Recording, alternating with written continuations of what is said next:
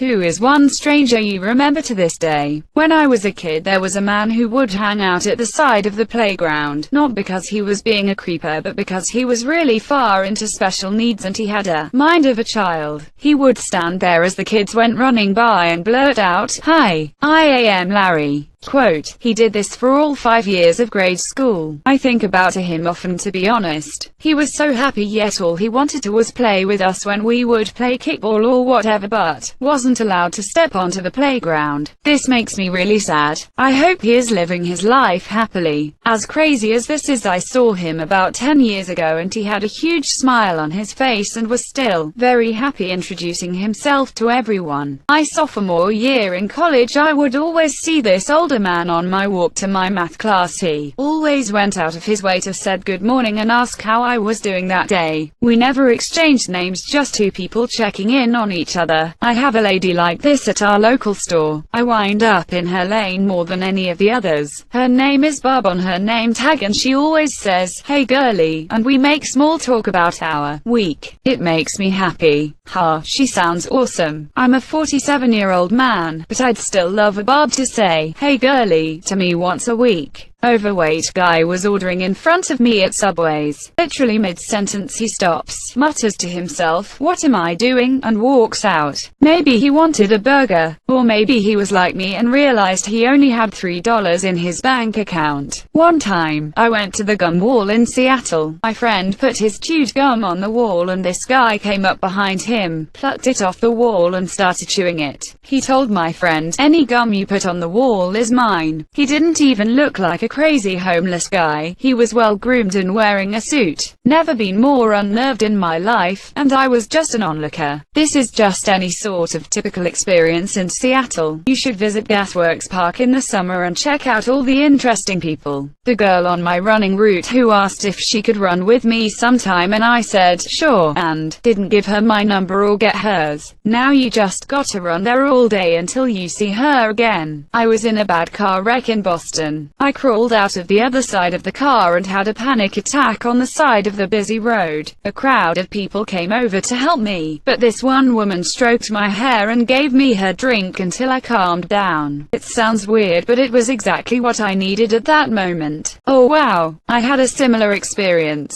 I got T-boned and my car rolled. When I got out, there was a kind man who called 911 and stayed with me until my husband got there. He was calming and protective, just what I needed.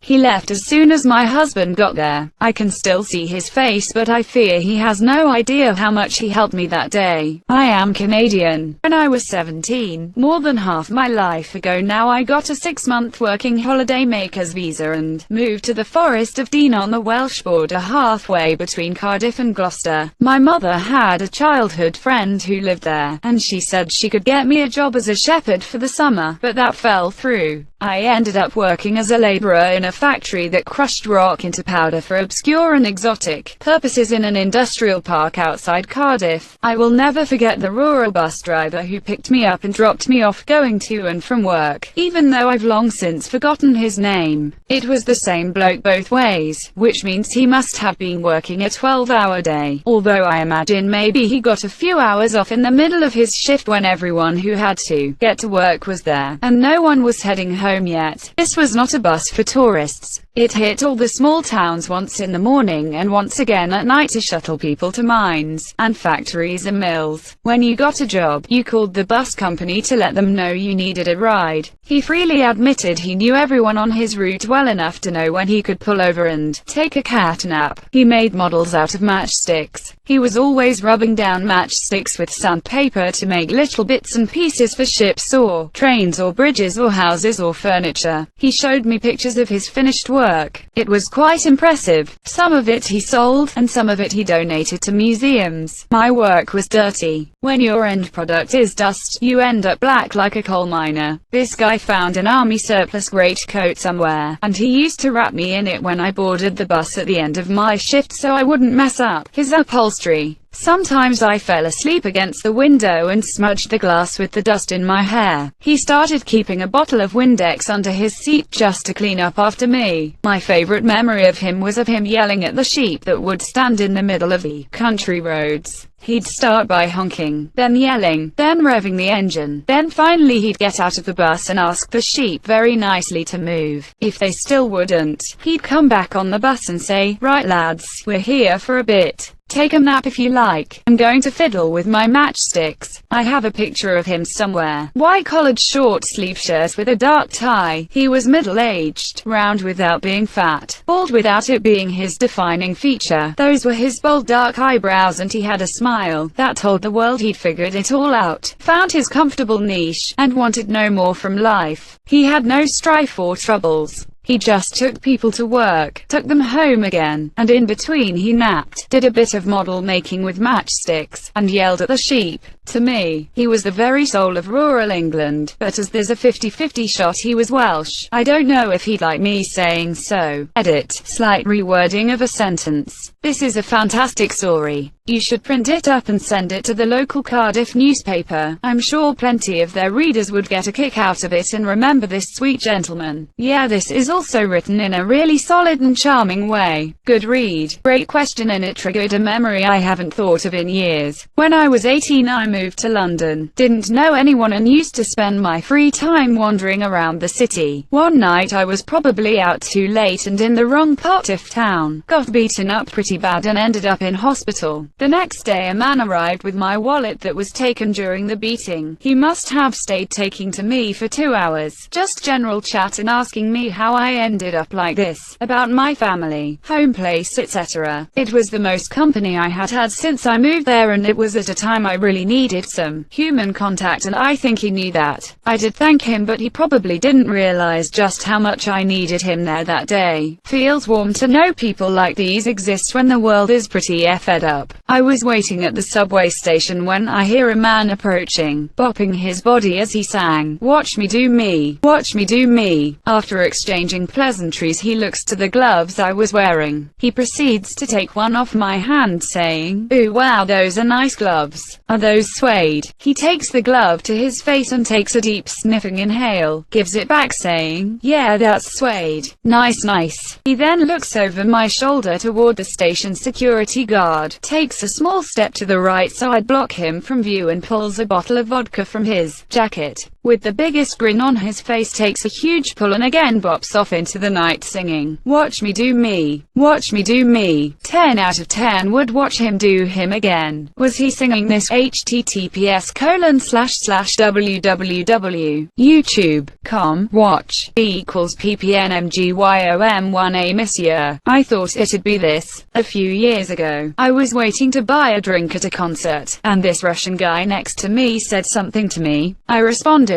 He instantly realized that I was American, and suddenly starts yelling, "You're American. You're going to asterisk asterisk asterisk asterisk my daughter." I calmly reassured him that I was not, in fact, trying to asterisk asterisk asterisk asterisk his daughter. He seemed satisfied with that, then handed me a shot of really bad vodka and disappeared. I think about that guy a lot. I also feel bad for whoever eventually asterisk asterisk asterisk asterisk asterisk his daughter. I think he wanted you to asterisk asterisk asterisk asterisk his daughter and take her to America. Missed opportunity, comrade. Our daughter, comrade Matty Matt's Reddit. I was waiting for my mom to finish the paperwork to adopt my first dog when I was 4. I looked at a random lady in the waiting area and told her I was going to have a puppy and pointed at the dog. She said, "What will you name her?" I told her I didn't know. She said, "Well, she's very fluffy."